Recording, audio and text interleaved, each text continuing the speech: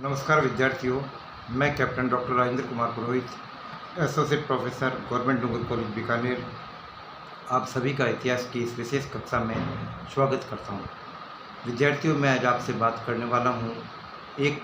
अत्यंत महत्वपूर्ण अभिलेखिक स्रोत के बारे में। प्राचीन भारतीय इतिहास को जानने की दृष्टि से एक ऐसा अत्यंत महत्वपूर्ण अभिलेखिक प्रमाण जो न केवल आपकी विश्वविद्यालय परीक्षाओं और महाविद्यालय परीक्षाओं की दृष्टि से महत्वपूर्ण है, बल्कि इसके साथ साथ यह अभिलेखिक प्रमाण प्रतियोगी परीक्षाओं की दृष्टि से भी काफ़ी महत्वपूर्ण है। विद्यार्थियों, मैं आज आपसे बात करूंगा एक ऐसे अत्यंत महत्वपूर्ण अभिलेख के बारे में जो हमें पश्चिमी भारत के शक क्षेत्र को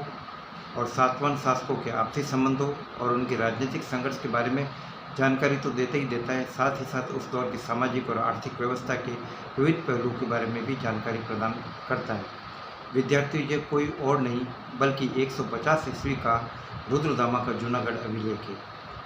72 शक शब्द 72 यानी लगभग 150 ईस्वी 151 ईस्वी में लिखित यह जूनागढ़ अभिलेख प्राचीन भारतीय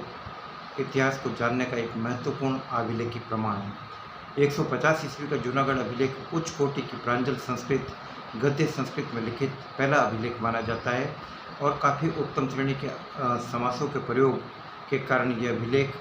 वाक्य विन्यास और भाषा संयोजन और शैली के हिसाब से काफ़ी महत्वपूर्ण बन पड़ा। जहाँ यह संस्कृत की उच्च कोटि की अलंकारिक भाषा शैली के लिए जाना जाता है, वही ऐतिहासिक दृष्टि से यह काफ़ी महत्वपूर्ण अभिलेख माना जाता है। यह अभिलेख जहाँ एक तरफ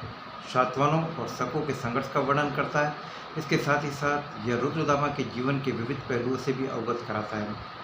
जूनागढ़ अभिलेख से रुद्रदामा के जीवन के विविध पहलुओं के बारे में जानकारी मिलती है और इस अभिलेख से ये पता चलता है कि रुद्रदामा बचपन से ही राज्य लक्ष्मी को धारण किए योग्य गुणों से युक्त था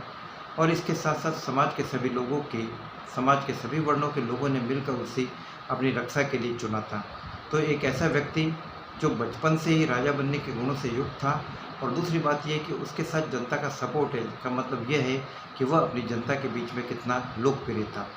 रुद्रदामा की लोकप्रियता और जन कल्याणकारी भावना का परिचय जूनागढ़ अभिलेख में उल्लेखित एक महत्वपूर्ण तथ्य से पता चलता है। और विद्यार्थियों, यह अभिलेख एक ऐसी झील के पुनर्निर्माण का उल्लेख करता है जो रुद्रदामा के समय में टूट गई थी और किस प्रकार से रुद्रदामा इस झील का निर्माण वापस करवाता है। इस अभिलेख में सुदर्शन झील का उल्लेख मिलता है और इस अभिलेख के माध्यम से ये पता पड़ता है कि गिरनार पर्वतमाला क्षेत्र में जूनागढ़ के आसपास उर्जैत और सुवर्ण सिक्ता नदियाँ उर्जैत पर्वतमाला से निकलने वाली पलासिनी और सुवर्ण सिक्ता नदियों के जल को बांधकर चंद्रगुप्त मौर्य के समय में उसके सौराष्ट्र प्रांत के गवर्नर वैश्यपुष्य गुप्त ने इस झील का निर्माण करवाया। आगे चलकर सम्राट अशोक के समय में यवन राज तुषास्त्र ने इस झील से सिंचाई के लिए नहरों का निर्माण करवाया। तो ये झील उस समय में सिंचाई का काफ़ी महत्वपूर्ण स्रोत थी और जैसा कि इसके विवरण से पता चलता है कि इस झील का मूल रूप से निर्माण सम्राट चंद्रगुप्त मौर्य के समय में उसके सौराष्ट्र प्रांत के गवर्नर वैश्यपुष्य गुप्त ने करवाया था। तो यह एक ऐसी झील के निर्माण का उल्लेख करता है जो उस एरिया के अंदर कृषि का और सिंचाई का महत्वपूर्ण स्रोत था, और यदि इस झील को नहीं बनाया जाता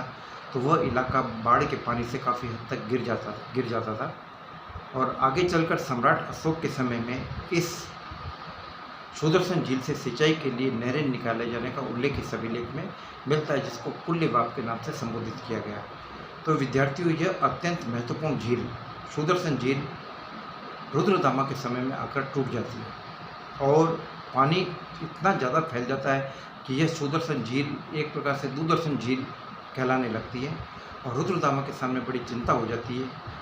तो वह इस झील के पुनर्निर्माण का निश्चय करता है और इसके लिए वह अपने दो विशिष्ट प्रकार के अमात्यों का बुलाता है, जिनका उल्लेख इस अभिलेख में मिलता है, जो मति सचिव और कर्म सचिव के नाम से जाने जाते थे।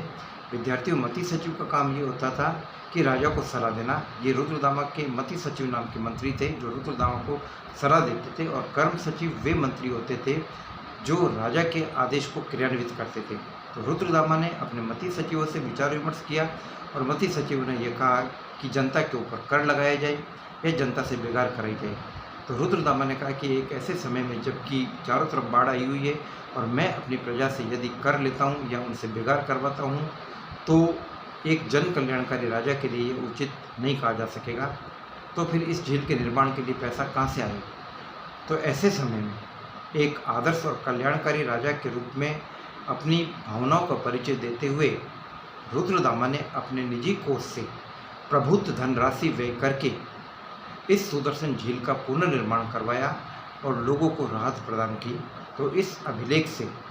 जहाँ एक तरफ रुद्रदामा के जन कल्याणकारी व्यक्तित्व से हम रूबरू होते हैं, वहीं दूसरी तरफ यह अभिलेख रुद्रदामा के साम्राज्य विस्तार का भी उल्लेख करता है। इस अभिलेख से पता पड़ता है कि रुद्रदामा का राज्य उज्जैन, मथुरा, सिंध, सौवीर, अपरांत और काफ़ी दूर दूर तक के क्षेत्रों में फैला हुआ था।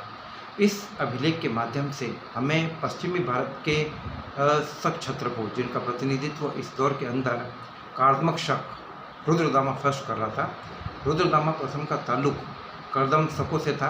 और चूंकि ये ईरान में कर्दम नदी के किनारे लंबे समय तक इन लोगों ने निवास किया, इसलिए कर्दम नदी के किनारे निवास करने के कारण ये लोग इतिहास में कार्दमक शक कहलाए। तो कार्दमक शकों के शुरुआती शासकों में हमें चष्टन का उल्लेख मिलता है जो कि रुद्रदामा का दादा था। हमें जयदामा का उल्लेख मिलता है जो रुद्रदामा का पिता था और खुद रुद्रदामा के बारे में यह अभिलेख काफ़ी महत्वपूर्ण जानकारी दे रहा है। यह अभिलेख जहाँ रुद्रदामा के वंशजों के पूर्वजों के बारे में जानकारी दे रहा है, वही साथ ही साथ शकों में प्रचलित संयुक्त शासन प्रथा का भी उल्लेख करता है, जिसके अंदर मुख्य राजा महाक्षत्रप कहलाता था और उप राजा क्षत्रप कहलाता था। इस अभिलेख के माध्यम से यह पता पड़ता है कि रुद्रदामा ने दक्षिणापथ के स्वामी गौतमीपुत्र सातकर्णी को एक बार नहीं बल्कि 2 बार हराया, लेकिन अपना निकट का संबंधी होने के कारण उसे छोड़ दिया। एक्चुअली वास्तव में यह था कि रुद्रदामा की पुत्री रुद्र भट्टारिका का विवाह गौतमीपुत्र सातकर्णी के बेटे के साथ हुआ था। यह युद्ध गौतमीपुत्र सातकर्णी के लिए काफ़ी अपमान भरा युद्ध था और क्योंकि इस युद्ध के माध्यम से रुद्रदामा ने गौतमीपुत्र सातकर्णी की उस कीर्ति को, उस ख्याति को समाप्त कर दिया जो कि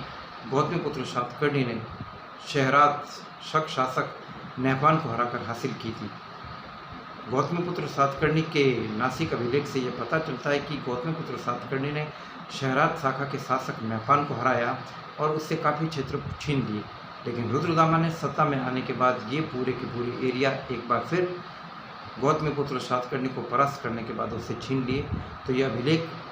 रुद्रदामा और गौतमीपुत्र सातकर्णी के संबंधों को जानने की दृष्टि से अत्यंत महत्वपूर्ण है। यह अभिलेख जूनागढ़ में उत्कीर्ण है, गिरनार पर्वतमाला के पास उत्कीर्ण है और इस अभिलेख में रुद्रदामा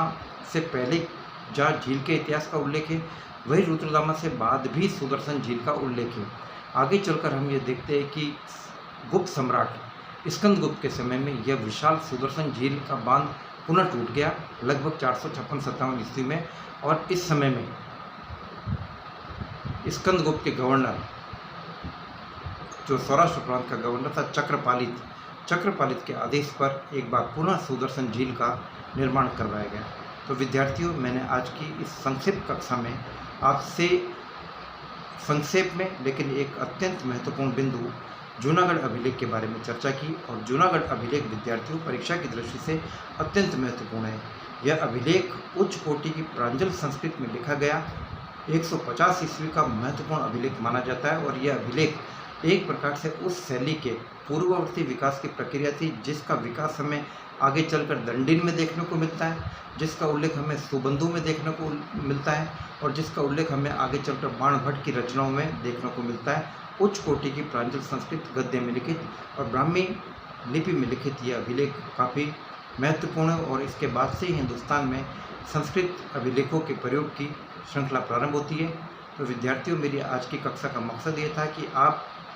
इस महत्वपूर्ण जूनागढ़ अभिलेख को जानें और इस जूनागढ़ अभिलेख से जुड़े हुए विविध तथ्यों के बारे में जानकारी हासिल करें जो हमें रुद्रदामा के व्यक्तित्व और कृतित्व के विविध पहलुओं से अवगत कराती है। जय हिंद, जय भारत।